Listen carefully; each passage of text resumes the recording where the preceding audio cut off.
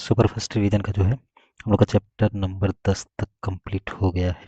अब chapter number 10 के बाद जो है हम लोग का चैप्टर नंबर 11 बचा है, लेकिन चैप्टर नंबर 11 सबसे लास्ट में होगा। ठीक है, चैप्टर नंबर 12 जो है आज हम लोग स्टार्ट करेंगे। 12 क्या है? वृत्तों से संबंधित क्षेत्रफल। इसका मतलब क्या कि जो सर्कल बनेगा ना उससे संबंधित क्षेत्रफल। मान लीजिए वृत्त बनाएंगे, ठीक है, या तो उसका सेक्टर बनेगा, या तो जो है इसको बोलते हैं क्या, त्रिज्यखंड, या फिर जो है जीवाखंड या वृत्तखंड बनेगा।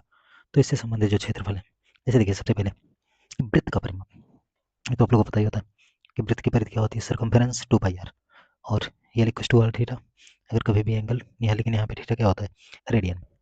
ठीक है, और वृत्त का क्षेत्रफल एरिया क्या होता है, πr स्क्वायर। अब पिछले चैप्टर में ही बताए थे कि सेगमेंट और सेक्टर दोनों बताए थे। पहली बात, एक होता है त्रिज्यखंड, जिसको बोलते हैं जो त्रिज्या बनाती है। यहाँ पे देखिए जैसे सर्कल है, यहाँ पे दो त्रिज्याएं हैं, दोनों त्रिज्या मिलके एक यहाँ पे भाग बना रही है, एक बड़ा वाला। तो बड़े वाले को दीर्घ त्रिज्यखंड और छोटे वाले को लघु त्रिज्यखंड। ऐसे ही अगर जीवा बनाएंगे तो इसको बोला जाएगा, बड़ा है इसलिए दीर्घ वृत्तखंड या जीवाखंड, छोटा है इसलिए लघु वृत्तखंड या जीवाखंड। अब देखिए सेक्टर का मतलब, इसको हिंदी में बोलते हैं त्रिज्यखंड, मतलब त्रिज्या जो खंड बना रही है। वृत्तखंड या जीवाखंड जो होता है, सेगमेंट जो होता है उसको जीवा बनाती है। अब देखिए अगर मान लीजिए कोण थीटा है, जैसे कि यहाँ पे दिया हुआ है, अगर मान लीजिए यहाँ पे बना है कि कोण थीटा है और इसके त्रिज्यखंड, अगर यहाँ पे थीटा बन रहा है, ठीक है, या नहीं दे रहा है, त्रिज्यखंड केवल दे रहा है इसका, अगर इसका क्षेत्रफल कभी पूछे तो इसका क्षेत्रफल पूछेगा, तो हम जानते हैं कि 360 डिग्री पूरे पे कोण पे कितना बनता है, पाई आर स्क्वायर। इंटू में 360 बटे 360 होता था तो एक हो जाता था, लेकिन अब की बार जो यहाँ पे अगर थीटा कोण बनेगा तो क्या हो जाएगा, थीटा बटे में 360। तो इसका मतलब कि त्रिज्यखंड का क्षेत्रफल कितना हो जाएगा, पाई आर स्क्वायर इंटू थीटा बटे में क्या, 360।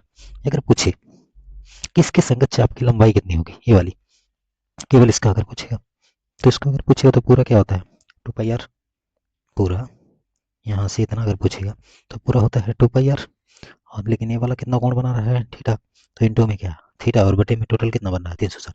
तो अगर त्रिज्यखंड के संगत चाप की लंबाई पूछेगा तो 2πr इंटू में थीटा बटे में 360। अगर क्षेत्रफल पूछेगा तो पाई आर स्क्वायर इंटू थीटा बटे में 360।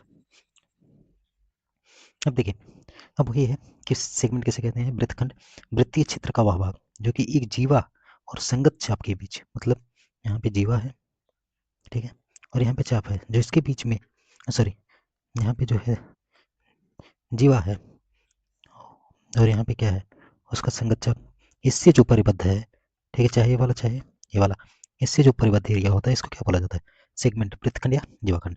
त्रिज्यखंड क्या होता है, वृत्त का वह भाग जो दो त्रिज्याओं और एक चाप से, दो त्रिज्या और एक चाप से घिरा हो, या इस वाले चाप से घिरा हो।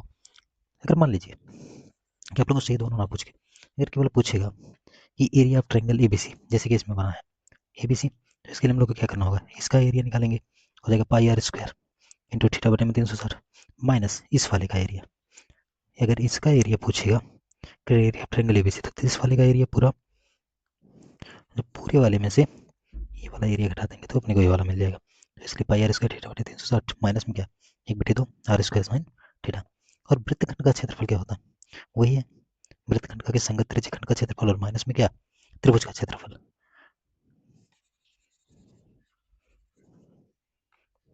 अच्छा यहाँ पे कुछ गलत लिखा है, 1 मिनट, एक वृत्तखंड का क्षेत्रफल लिखे, यहाँ पे नहीं, वाला गलत हो गया है।